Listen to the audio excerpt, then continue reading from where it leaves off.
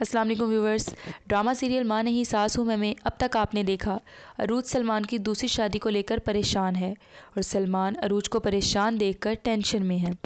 Alizeh situation کا خوب فائدہ اٹھا رہی ہے اور عروج سے کہتی ہے کہ تم اس فیصلے کو جتنا جلدی ہو سکے ایکسیپٹ کر لو، مگر عروج کہتی ہے کہ وہ آخری دم تک لڑے گی۔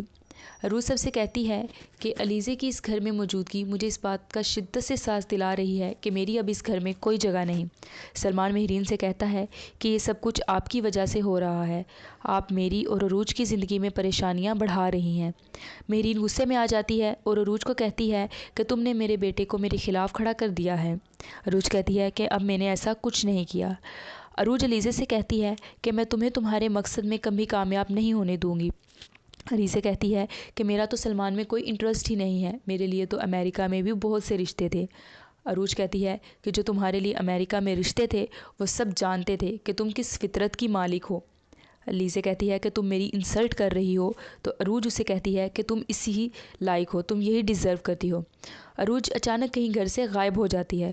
تو ویورز اب آپ نیکسٹ ایپیسوڈ میں دیکھیں گے کہ عروج سلمان سے کہتی ہے کہ گھر میں آپ کی شادی کی تیاریاں چل رہی ہیں، آپ کا نکاح اسی ہفتے ہے۔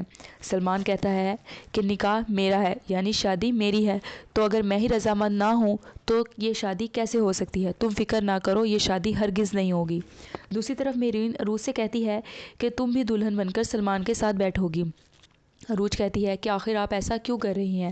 مہرین کہتی ہے کہ سلمان کو لگتا ہے کہ میں تمہارے ساتھ زیادتی کر رہی ہوں، میں تمہارے ساتھ ظلم کر رہی ہوں، تو اسی لیے تم اور علیزہ دونوں سلمان کے ساتھ دلہن بن کر بیٹھو گی۔